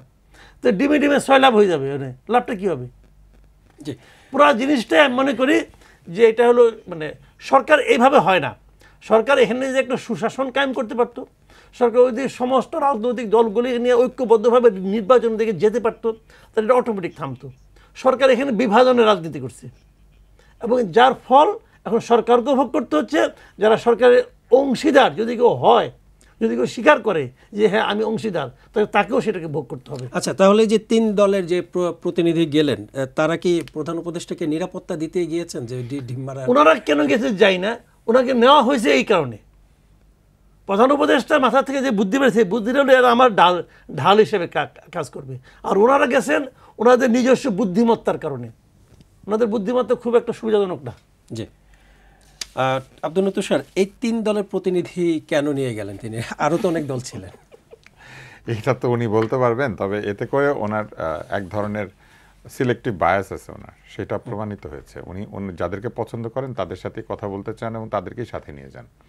এটাই হয়েছে। কেননা আপনি যদি চিন্তা করেন এনসিপি হচ্ছে সবচেয়ে অপরিপক্ক রাজনৈতিক দল এই মুহূর্তে হওয়ার কথা, তাদের বয়সে তারা অপরিপক্ক, তাদের অন্যান্য অভিজ্ঞতা যা আছে সেখানেও তারা অপরিপক্ক, এদের অনেক পরিপক্কতার প্রয়োজন আছে। আমি মনে করি ধীরে ধীরে তারা পরিপক্ক হয়ে উঠবে, কিন্তু উনি তাদেরকে নিয়েছেন। কিন্তু দেশে প্রচুর পরিপক্ক রাজনীতিবিদ এবং দেশে প্রতিষ্ঠিত রাজনৈতিক দল আছে, এবং সেই রাজনৈতিক দলগুলির আবার সেরকম কোনো বড় অভিযোগও নাই তাদের বিরুদ্ধে, তাদের কাউকে তিনি সাথে নেন নাই। আর হঠাৎ এর আগে যখন, আপনার মনে আছে উনি এর আগেও জাতিসংঘে গিয়েছিলেন, অন্যান্য বিদেশি বিভিন্ন সভা সমিতিতে তিনি গিয়েছেন। আমার মনে আছে প্রথমবার তাকে যারা তোষণ করেন তারা বলে দিলেন যে দেখেন দেখেন উনি কোনো লোক নেয় নাই, মাত্র 9 জন না 7 জন নিয়ে বিদেশ যাচ্ছে। আর হঠাৎ তিনি তার সাথে রাজনৈতিক দলের লোকদেরকে নিতে শুরু করলেন। কেন 1 বছরে তার মধ্যে কি পরিবর্তন হলো যে তিনি শুরুতে অরাজনৈতিক ছিলেন আর এখন পরিপূর্ণভাবে রাজনৈতিক দলকে সাথে নিয়ে ঘোরাফেরা করছেন? এইটা তো একটা প্রশ্ন। আমার মনে হয় যে এটাও একটা রাজনৈতিক সিদ্ধান্ত এই সরকারের। তারা এক ধরনের সমর্থন তাদের প্রতি যে রাজনৈতিক দলগুলির আছে এটা প্রমাণ করার একটা চেষ্টা করছেন, পৃথিবীকে দেখানোর চেষ্টা করছেন যে আগামী নির্বাচনের বড় বড় প্লেয়াররা সব তাদের সাথে আছেন, এবং তাদেরকে সাথে নিয়ে গিয়ে তারা এটাও করেছেন, ওইখানে একটা রাজনৈতিক রিপ্রেজেন্টেশন তৈরি করেছেন। জাতিসংঘ সাধারণ পরিষদের অধিবেশনে আসলেই 3টি রাজনৈতিক দলের কাজ কি? তারা গিয়েছেন ওইখানে তারা আসলে কি করবেন, তারা কাদের সঙ্গে মিটিং করবেন, কাদের সঙ্গে নেগোশিয়েট করবেন, ওইখানে কি রাষ্ট্র এবং সরকারি দায়িত্ব তারা পালন করবেন? তারা তো সরকারে নাই, তারা রাষ্ট্রের অংশ নাই এই মুহূর্তে, মানে রাষ্ট্রীয় কোনো দায় দায়িত্ব তাদের উপরে নাই। তো তাহলে এই যে একজন অত্যন্ত সিনিয়র শ্রদ্ধেয় রাজনীতিবিদ মির্জা ফখরুল ইসলাম আলমগীরের সঙ্গে একেবারে জুনিয়র তাসনিম জারা গেল, বা ধরেন আরও একজন গিয়েছে, তো এরা যে গেল, এনারা আসলে ওইখানে কি জাতীয় দায়িত্ব এবং রাজনৈতিক দায়িত্ব বা সরকারি দায়িত্ব পালন করবেন? আদার দেন ওইখানে গিয়ে বসে থাকা, সবার সাথে হাত টাত মিলানো, এবং যার যার রাজনৈতিক দলের যে ডায়াসপোরা বলে একটা শব্দ চালু হয়েছে, সেই ডায়াসপোরার সাথে দেখা সাক্ষাৎ করা ছাড়া, ওইখানে যে জ্যাকসন হাইটস বলে একটা জায়গা আছে সেখানে কিছু চা নাস্তা খাওয়া ছাড়া, দলীয় স্লোগান শোনা ছাড়া, যেমন বিএনপির লোকরা তো ওখানে যাবে এবং বিরাট স্লোগান দিবে, এবং হয়তো দেখা দেখি এরাও যাবে, অন্য যে 2টি দল আছে, এইটা ছাড়া কি কারণে নিয়ে যাওয়া হয়েছে? আমি উল্টা প্রশ্ন করতে চাই যে রাষ্ট্রের পয়সা, সরকারের পয়সা খরচ করে রাজনৈতিক দলকে বিদেশ ভ্রমণে নিয়ে যাওয়া, এটা যদি সঠিক হয় তাহলে অন্য সময়ে লোকজন বিদেশ ভ্রমণে গেলে এত আপত্তি কিসের, এত বড় বড় সমালোচনা কেন করা হয়েছে? ওনাদের তো সরকারি পয়সায় বিদেশ ভ্রমণ করার কথা না, তো এখনো তো তারা সরকারে এটা তো অতীত থেকে চলে এসেছে। না, অতীত থেকে কোথায় এসেছে? কবে রাজনৈতিক দলের সদস্যরা এইভাবে দলে বলে গিয়েছেন? বিশাল বহর নিয়ে মাননীয় প্রধানমন্ত্রী বিশাল বহর নিয়ে যেতেন, এবং আমি সরি টু সে ওখানে সাংবাদিকরা আপনারা বহু দলে দলে যোগ দিতেন। আপনারা জীবনে একবার বলছেন যে আপনাদেরকে ওইভাবে নিয়ে যাওয়া উচিত না? এই গণমাধ্যমের লোকজন যারা তার পেছনে ঢ্যাং ঢ্যাং করতে করতে যেত, এখন তো অনেক সমালোচনা করে। হ্যাঁ, ওখান থেকে ছবি দেয় নাই, ওখান থেকে ছবি দেয় নাই, বাংলাদেশের শিল্পপতিরা ওখানে বসে বসে ছবি দেয় নাই, প্রধানমন্ত্রীর সাথে বেড়াচ্ছি, সাংবাদিক গিয়েছেন, এবং এটা যাবে, তা না হলে যাবেই মানে কি সংবাদ না, যাবে হচ্ছে নির্ধারিত সাংবাদিক, ওদেরকে বলা হবে যে আপনারা এই সফর সঙ্গী হবেন, এবং এটা কিভাবে তারা যাবে প্রতিটা বিষয় নিয়মতান্ত্রিকভাবে হইতে হবে। তাই কি হয়েছিল? আমি একাধিক সাংবাদিকের নাম বলতে পারি, তারা বাংলাদেশে আপনারা তাদেরকে ভালো ভিটে রিপোর্ট করতে পাঠান না, কিন্তু চলে গিয়েছে ওইখানে, কেউ তাদেরকে পছন্দ করেছে, বিগত প্রধানমন্ত্রীর অফিস থেকে। বাংলাদেশের শিল্পপতিরা গিয়েছে, নিজের পয়সা খরচ করে গিয়েছে, বলে দিয়েছে যাবে সাথে, প্লেনের ভিতর থেকে সেলফি পোস্ট করে নাই বাংলাদেশের শিল্পপতিরা। তাহলে কিসের জন্য গিয়েছিল? কি শিল্প বাণিজ্য জাতিসংঘ থেকে উদ্ধার করে নিয়েছিল তার আগে প্রধানমন্ত্রীর সাথে গিয়ে গিয়ে? ওইটা যদি সমালোচনা হয়ে থাকে তাহলে এটাও সমালোচনার বিষয়। জি, মাসুদ কামাল, আব্দুল তুষার যেটা বলছিলেন যে তারা ওখানে যে কি ভূমিকা রাখবেন, তারা তো এখনো সরকারে নেই, তো এই মানে বিষয়টা টেনেই আমি আরেকটি প্রশ্ন আপনাকে করতে চাই যে আফগানিস্তানে আমাদের ইসলামিক দলের কয়েকজন প্রতিনিধি গিয়েছিলেন, তারাও তো সরকারে ছিলেন না, কিন্তু তারা বলেছেন যে দুই দেশের মধ্যে পারস্পরিক সম্পর্ক উন্নয়ন এবং ব্যবসা বাণিজ্য, শিক্ষা, অভিজ্ঞতা আদান প্রদান এ বিষয়ে গিয়েছেন, তারা তো সরকারে নেই। ওখান থেকে কি শিখবে? আমি আফগানিস্তান থেকে আপনি কি শিখবেন রে ভাই? হাফ প্যান্ট আর ফুল প্যান্ট। আপনি আফগানিস্তান থেকে যেটা শিখবেন ওটা, ওই শিক্ষাকে তো আমরা ভয় পাই। মামুনুল হক সাহেব কী করছেন আগে জানি না, আমি ওগুলো আলোচনা করে জানি, কিন্তু উনি ওই আফগানিস্তান থেকে নতুন করে কী শিখে আসবেন এবং ওই শিক্ষা উনি কোথায় প্রয়োগ করবেন, এটা বলা বড় কঠিন। এটা আমাদের জন্য আতঙ্কজনক। পারবেন না কিছু করতে, ওনার সেই শক্তি নাই, কিন্তু নিয়তটা খারাপ। আফগানিস্তানের সঙ্গে আছে, আফগানিস্তানে গিয়ে আমার দূতাবাস আছে নেই, তো ওখানে আমি যাবো কেন? কি কাজটা কি? তো এগুলি ওনারা গেছেন, আর কেউ ডাকে না, ওনারা ডাকছেন, ওনারা গেছেন। বিদেশ ভ্রমণে একটা কিন্তু আছে মানুষের মধ্যে, বিদেশ ভ্রমণের কথা শুনলে পরে মানে খুব আগ্রহ অনুভব করে, এই সমস্ত কারণ হতে পারে। আমি এখানে আমাদের দেশে রাজনীতির জন্য ইতিবাচক কিছু দেখি না, সরকারের জন্য ইতিবাচক কিছু দেখি না, এবং আমেরিকা যেটা গেছেন ওখানেও আমি কিছু দেখি না। এটা হয়তো অপ্রয়োজনে গেছেন, সরকারের টাকা, আমেরিকা যেটা গেছেন এটা তো আমাদের টাকায়, সরকারি টাকায় গেছেন, অনেক টাকা খরচ করে ওখানে থাকবেন যাবেন, এটা অপচয়, একদম জাস্ট অপচয়। পৃথিবীর অন্য কোনো দেশের এটা অপচয়। বাংলাদেশ এবং আফগানিস্তানের সাথে তুলনা করলে তো দেখা যায় যে মানে শেখার কিছু না। আপনি যেটা বলছেন যে আমাদের থেকে অনেক কিছুতেই তারা পিছিয়ে। কেউ শিখতে চাইলে শিখতে পারবে, পৃথিবীর সব সেক্ষেত্রে কি জায়গাতেই শিখতে পারে? না, শিখতে চাইলে তারা যেটা শিক্ষা দেবে ওই শিক্ষাকে তো আমরা পছন্দ করছি, ওই শিক্ষাকে তো আমরা ভয় পাই। ওই শিক্ষা ওই দিন দেখলাম, সর্বশেষ কি দেখলাম, যেদিন যারা গেছে ওই দিনই দেখলাম যে 648টা বই তারা নিষিদ্ধ করছে, এই বইগুলি পড়া যাবে না। ভাই, যে সমাজ, যে রাষ্ট্র বই নিষিদ্ধ করে, যে বই হোক, যারা বই নিষিদ্ধ করে ওই সমাজ ভাই মানে বিপজ্জনক সমাজ। আপনি বই, একটা বই থাকবে, সে বইটা আপনার পছন্দ হয় না, আপনি নিষিদ্ধ করার কে? আবার ওটা নিষিদ্ধ করার মূল কারণটা কি? দুইটা কারণ, হয় বইগুলি নারীদের লেখা অথবা বইগুলি ইরানিদের লেখা, যেটা বেসিক কারণ। হ্যাঁ, ওখানে ইরানি লেখকদের বইও কিন্তু নিষেধ হয়। আমি তো ওইটাই বললাম ভাই, 50 পৃষ্ঠার তালিকাও পাঠিয়েছিল, নারীদের বই এবং ইরানিদের বই। তো কেন? মানে বললাম তো, যে সমাজ বই নিষিদ্ধ করে সেই সমাজ একটা পশ্চাৎপদ সমাজ, সেই সমাজ ভয়ঙ্কর সমাজ। এটা আমাদের দেশে হয়, মাঝে মাঝে বই নিষিদ্ধ হয়, তখন আমি বুঝি যে এই সমাজ ভয়ঙ্কর দিকে যাচ্ছে। বই নিষিদ্ধ কোনো ভালো কথা না, ইসলামে কোনো বই নিষিদ্ধের কোনো সিস্টেম নাই, আপনি নিষিদ্ধ করতে পারেন না। তো জি, আরেকটি প্রশ্ন আপনাকে করি যে নিউ ইয়র্কে প্রধান উপদেষ্টা যাচ্ছেন, এখনও তিনি সেখানে পৌঁছেননি খুব সম্ভবত। তো তার এই সফর ঘিরে কিন্তু সেখানে স্থানীয় আওয়ামী লীগ এবং বিএনপি দুপক্ষের মধ্যে হাতাহাতির ঘটনা এবং উত্তেজনা একটা পরিস্থিতি আমরা দেখেছি। এই পরিস্থিতি দেশের ভাবমূর্তি নষ্ট করবে এমনটা অনেকে মনে করছেন, আপনিও কি একমত? এটা আমিও মনে করি, এতে দেশের ভাবমূর্তি নষ্ট হবে। একটা কথা মাথায় রাখেন, আওয়ামী লীগ যাচ্ছে ওখানে হইচই করবে। আমি আসলে দেশের বাইরে কোনো রাজনৈতিক দলের শাখাকে পছন্দ করি না, একদমই করি না। কি আওয়ামী লীগ কি বিএনপি, কোনো দলেই নাই। জামাতের শাখা অবশ্য নাই বিদেশে, কিন্তু আওয়ামী লীগ এবং বিএনপির আছে, যদিও এটা আমাদের নিয়ম বিরুদ্ধ, আমাদের দেশের আইন এটাকে সাপোর্ট করে না, কিন্তু ওরা ওখানে এটা করছে। আচ্ছা, এই জিনিসটাকে আমি একদম পছন্দ করি না। কিন্তু তারপর আবার এই ক্ষেত্রে একটা ব্যাপার আছে, সেই ব্যাপারটা কি, আপনি আওয়ামী লীগকে দেশে কোনো কথা বলতে দিবেন না। তাহলে ওদের তো কিছু কথা আছে, ওরা কোথায় বলবে?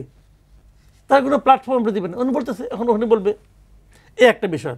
আওয়ামী লীগ বিএনপি মুখোমুখি হয়ে যাচ্ছে, তাহলে এই জিনিসটা কী প্রমাণ করে? এখানে একটা পক্ষ আওয়ামী লীগ, একটা পক্ষ বিএনপি। বিএনপি কোন পক্ষ? ডক্টর ইউনূসের পক্ষ, তাই নয় কি? তাই ডক্টর ইউনূস বিএনপি পক্ষ, এটা তো এই ঘটনার মাধ্যমে এখন প্রমাণিত হবে। তাহলে ইউনূস চলে যাওয়ার পর ইউনূসের সমস্ত কর্মকাণ্ডের দায় বিএনপি গ্রহণ করবে? বিএনপি কি দায়িত্ব নিয়েছে যে আওয়ামী লীগের হাত থেকে ডক্টর ইউনূসকে রক্ষা করার? যদি এটা নেয়, নিতেও পারে, নিলে আমার কোনো আপত্তি নেই, এটা তার ব্যাপার, তার রাজনীতি সে বুঝবে। যদি এটা নেয়, এতে কি বিএনপি রাজনীতি অগ্রসর হবে? এই বিষয়গুলো কিন্তু সামনে আলোচনায় আসবে। আমি বললাম তো, বিএনপির মির্জা ফখরুল ইসলাম আলমগীর আমার জানা মতে খুবই ভদ্রলোক এবং বুদ্ধিমান লোক মনে করতাম। বয়স হলে এরকম হয়, বয়স যখন বেশি হয়ে যায় তখন অনেক সময় বুদ্ধি ধার কমে যায় অথবা কিছু স্থবির হয়ে যায়, হতে পারে। কী কারণ হয়েছে আমি জানি না, বাট এটাকে আমি একদমই খুবই একটা বাল সুলভ আচরণ মনে করছি, যে এই এত ছেলে মানুষের কাজ কেন করছে আমি বুঝি না। ওখানে উনি কী হিসেবে গেছেন? উনি এখানে ডক্টর ইউনূসের রক্ষা কবচ হিসেবে গেছেন, সিম্পল একদম। এবং শেষ পর্যন্ত রক্ষা কবচ হিসেবে নিজে কাজ করতে পারবেন আমার কাছে তাও মনে হয় না, একটা ঝামেলা বাঁধবে। বিএনপি আওয়ামী লীগের সমর্থকরা নিজের ডিম ছোড়াছুড়ি করবে, মারামারি করবে, ইজ্জত আরও যাবে দেশের, এই দেশের ইজ্জত আরও যাবে। আগে এক পক্ষ করতো, এখন দুই পক্ষ করবে। জি, ধন্যবাদ। অনুষ্ঠান শেষ পর্যায়ে আমরা চলে এসেছি। আব্দুল তুষার, আপনার কাছে সর্বশেষ প্রশ্নটা আপনার কাছে করি। সেটি হচ্ছে যে পিআরএ নির্বাচন হবে কিনা সেটা সিদ্ধান্ত নিতে যুগপৎ আন্দোলনে ইসলামী দলগুলো বলেছেন যে গণভোট দিতে। তো পিআরএ সিদ্ধান্তের জন্য একটা গণভোট আয়োজন করা যেতেই পারে না, নয় কি? না, ওই অর্থে পারে না। এটা আসলে পিআরের পক্ষে গণভোট করার আসলে কোনো যুক্তি নাই। কেন যুক্তি নাই আমি আপনাকে ছোট্ট করে একটু বোঝাই। গণভোট হতে হবে সংবিধানের এমন কোনো মৌলিক পরিবর্তন আনা, যে মৌলিক পরিবর্তন আনার জন্য কোর্টের কাছে যাওয়া যায় না, কিংবা আদালতের কাছে যাওয়া যায় না, বা কারো কাছেই যাওয়া যায় না, তখন আপনি গণভোটের জন্য যাবেন। পিআরের যে পদ্ধতি, এটার জন্য কি আপনার এরকম অবস্থা যে জনগণের কাছে যেতে হবে? একটা জরিপ হয়েছে 56% লোক পিআর বুঝেই না। তাহলে কবে ওনাদেরকে পিআর বোঝাবেন, তারপরে গণভোট করবেন? এখন জামাত বলছে 71% লোক পিআর চায়। ওনারা কিভাবে, কোন জরিপে কিভাবে করেছেন ওটাও তারা হাজির করবেন। যারা বলেছে 56% বুঝে না তারাও হাজির করবেন, আমরা দুইটা পাশাপাশি রেখে দেখব। ফলে এই আলোচনার মধ্যে দিয়ে পিআর হবে কি হবে না এটা সিদ্ধান্ত নিতে হবে। এবং সংসদ ছাড়া পিআর তো করার কোনো ক্ষমতা এই সরকারের নাই। এই সরকার তো সাংবিধানিক পরিবর্তন এনে পিআর পদ্ধতিতে নির্বাচন হবে, নির্বাচনের পুরো পদ্ধতি বদলে দিবেন, এইটার এখতিয়ার তো এই সরকারের নাই। এই সরকার তো যে সংবিধানের অধীনে ক্ষমতা এসেছেন সেই সংবিধান রক্ষা করার জন্য তাদের প্রতিজ্ঞাবদ্ধ। তারা যে কোর্ট তাদেরকে রেফারেন্স দিয়েছে, সেই রেফারেন্স যে সংবিধানের অধীনে হয়েছে, ওই সংবিধানকে প্রোটেক্ট করাই হচ্ছে কোর্টের দায়িত্ব। তাইলে ওই সংবিধানের বিপরীতে গিয়ে গণভোট আয়োজন করা, পিআর পদ্ধতি চালু করা, 300 আসনের জায়গায় 300, এখানে 100 উপরে, এগুলা সব করবে সংসদ, নির্বাচিত প্রতিনিধিরা। অন্য কারো করার তো এটার এখতিয়ার নাই। গায়ের জোরে যদি তারা মনে করেন যে এগুলি তারা করবেন, তাহলে গায়ের জোরে ভবিষ্যতে কেউ আবার এসে সব বাতিল করে দেওয়ার অধিকার পেয়ে যাবে। গায়ের জোরে এই জন্য কিছু করতে হয় না, করলে নিয়মের মধ্যে দিয়ে করতে হয়, যাতে করে নিয়মতান্ত্রিকভাবেই পরিবর্তনটা আসে। গায়ের জোরে পরিবর্তন করলে ভবিষ্যতে যে গায়ের জোরে বাড়বে তার দেখা যাবে ওই একই রকম খায়েশ হবে, এবং খায়েশ হলে তারাও একই ধরনের নানান ধরনের পরিবর্তন আনার কথা বলে গণভোটে যাবেন। তো প্রথমত গণভোটে যেতে গেলে 100% জনগণকে এই পদ্ধতিটা আগে বুঝতে হবে, তারপর তো তারা ভোট দেবেন। ইনফর্মড না হয়ে কি আপনি ভোট দিবেন? একটা সার্জারির আগে ডাক্তারের নিয়ম হচ্ছে সার্জারির ভালো মন্দ বুঝিয়ে বলতে হয় এবং কনসেন্ট নিতে হয়, এটা হচ্ছে ইনফর্ম কনসেন্ট। তো এই যে গণভোটটা একটা কনসেন্ট, ইয়েস অর নো। তাহলে জনগণ না বুঝেই কনসেন্ট দিয়ে দিবে? কারণ জামাত বলছে তার পক্ষের লোকেরা গিয়া গণভোটে ওদিকে যাবে, আবার কেউ যদি এর বিরুদ্ধে থাকে তার পক্ষে যাবে, তাহলে তো এটা রাজনৈতিক গণভোট হইলো, এটা গণভোট হইলো না। দ্বিতীয় হচ্ছে, গণভোটে মনে করেন 100% লোক কি ভোট দিবে? তাহলে এই গণভোটে যদি এরকম হয় যে 60% লোক ভোট দিতে গেল বা 70% গেল, এবং এই 70%-এর মধ্যে 36% বলল পিআর চায় আর 34% বলল চায় না, কিন্তু 40% লোক যে ভোটে দিতে আসে নাই, ওদের মতামত না নিয়ে আপনি পিআর চালু করে দিবেন? ফলে গণভোট যদি ঠিক হইতে হয় 90%-এর উপরে ভোট কাস্ট হইতে হবে, এবং 90% লোকের মধ্যে 100% লোকের বুঝতে হবে পিআর কি জিনিস, এবং তারপরে যদি গণভোট করা যায় তাহলে সেই গণভোট একটা সঠিক শুদ্ধ গণভোট হবে। আর তা না হইলে আমি বললাম যে আমরা গণভোট করব, কিন্তু আমরা 3 জন ভোট দিছি, এই অফিসে আরো কর্মচারী আছে তারা ভোটই দিতে আসে নাই, ওই গণভোট কি গ্রহণ করার মতো হবে? আপনি আওয়ামী লীগের ভোটারদেরকে ভোট দিতে দিবেন না মনে করেন, বা তারা আসলো না, ওইখানে তো 30% লোক আছে, জাতীয় পার্টির লোকেরা আসলো না, 72 আসবেই না মনে করেন, তাহলে গণভোট কেমনে হবে? আওয়ামী লীগের মার্কা দিবেন না, জাতীয় পার্টির মার্কা দিবেন না, 14 দলকে নিষিদ্ধ করে দিবেন, গণভোট দিতে যারা আসবে ওইখানে কি ওদের সমর্থকগুলি আছে না, তাদেরকে কিভাবে আটকাবেন? ভোটের কথা যেহেতু বললেন, তাদেরকে কিভাবে আটকাবেন? তার মানে আপনি গণভোটে আওয়ামী লীগারদেরকে ভোট দিতে দিবেন, কিন্তু জনভোটে দিবেন না। মানে যখন নিজের সিট পাওয়ার জনভোটে, মানে যখন নিজের সিট পাওয়ার ঝামেলা থাকে তখন দিবেন না। এইগুলো আওয়ামী লীগের কোন নেতাকর্মী এবং যারা না না, এইগুলো তো হচ্ছে সুবিধার রাজনীতি। আমি কিন্তু বলছি না যে আওয়ামী লীগকে ভোট দিতে দেন বা আওয়ামী লীগকে নির্বাচনে দাঁড়াতে দেন, এটা একদমই বলছি না। কিন্তু গণভোট যে একটা ভুয়া প্রস্তাব, এইটা বলার জন্য আমি বোঝাচ্ছি যে গণভোটের সময় আপনি আসতে বলবেন যে আপনারা এসে ভোট দেন, কিন্তু সিটের আসনের সময় আবার তাদেরকে ভোট দিতে দিবেন না। তাহলে এগুলো হচ্ছে স্বার্থের চিন্তা। এই গণভোটও স্বার্থের প্রস্তাব, এটা কোনো জনগণের স্বার্থের প্রস্তাব না, এটা ব্যক্তিগত স্বার্থ এবং দলীয় স্বার্থের প্রস্তাব। যে এই সর্বশেষ আরেকটি কোশ্চেন আপনাকে এটার সাথে যুক্ত করি, যে এনসিপি হেফাজতকে, মানে এখন তো জোটবদ্ধ একটা রাজনীতি চলছে, তো এনসিপি হেফাজতকে চাচ্ছে, আবার হেফাজতকে বিএনপিও চাচ্ছে। তো হেফাজত হচ্ছে একটি অরাজনৈতিক কওমে মাদ্রাসা ভিত্তিক সংগঠন, তাহলে হেফাজতকে নিয়ে এত টানাটানি কেন? ভোটার আছে তাদের, এবং তারা যদি ভোট দেয় হয়তো কোনো কোনো জায়গাতে তারা ভোটের হিসাবকে এদিক সেদিক করতে পারবে, এই জন্য টানাটানি। এবং এইটা ভোটের রাজনীতিতে হবে, যেহেতু তাদের একটা অর্গানাইজেশন আছে, নেটওয়ার্ক আছে, সারা দেশে তাদের অনেক ভোটার আছে, এবং তারা এক ধরনের সিনিয়রদের কথা মান্য করে, তাই ধরে নেওয়া হচ্ছে যে কয়েক লক্ষ বা কিছু ভোট এটা একদিকে আনতে পারলে ভোটের রাজনীতিতে সংখ্যার হিসাব যেহেতু সেই জন্য একটু এগিয়ে গেলেন। তবে আদর্শহীন ঐক্য কখনো টিকে না। এই যখন এরা জিতবেন তখনই এরা একে অন্যকে টাকনুর উপরে না টাকনুর নিচে, হাফ প্যান্ট না ফুল প্যান্ট, স্কার্ফ নাকি স্কার্ফ নাই, এগুলো নিয়ে ঝগড়া শুরু হবে, এবং তখন এই ঐক্য আর থাকবে না। এই জন্য আদর্শহীন ঐক্য গড়ার ক্ষেত্রে আমি সকল রাজনৈতিক দলকে অনুরোধ করব যে আপনারা নিজের দলীয় আদর্শের সঙ্গে মিলে না এমন কারোর সাথে ঐক্য করবেন না, তাহলে বৈবাহিক সম্পর্ক যত দিনেরই হোক না কেন শেষ পর্যন্ত সেই বৈবাহিক সম্পর্ক টিকবে না, কারণ তাদের মধ্যে কোনো আদর্শ ঐক্যের মিল নাই। বাচ্চা বড় করার সময় দুইজন মারামারি করবে। ধন্যবাদ। মাসুদ কামাল, একই কোশ্চেন আপনার কাছেও আমি করতে চাই যে হেফাজতকে নিয়ে টানাটানি কেন করছেন? আপনিও কি একই মানে একই উত্তর দিবেন যে ভোটের বিষয়? যার ভোট নেই তার নাকি টানাটানি করে না, তো ভোট আছে, অনেক ভোট, কওমি মাদ্রাসার তারা অনেক ভোট। রাজনীতিতে কোনো মানে এক্সপেক্টর হতে পারে কিনা? মনে হয় না এত ভোট না যে ওটা যে একটা মানে ইলেকশনে জয় পরাজয় তারা ই করে দিবে, নিয়ন্ত্রণ করবে, এতটা ভোট নেই। জি, ধন্যবাদ আপনাদের দুজনকে। ধন্যবাদ আপনাদের দুজনকে সময় দেওয়ার জন্য। সময় থাকলে আরও অনেক কিছু আপনাদের কাছ থেকে জানার ছিল। দর্শক, আপনারা দেখছিলেন আমাদের নিয়মিত অনুষ্ঠান কালের সংলাপ। আজ এ পর্যন্তই। আগামী পর্বে নতুন কালের সংলাপ নিয়ে হাজির হবে। ভালো থাকুক দেশ, ভালো থাকুক দেশের মানুষ, এই প্রত্যাশায়। আল্লাহ হাফেজ।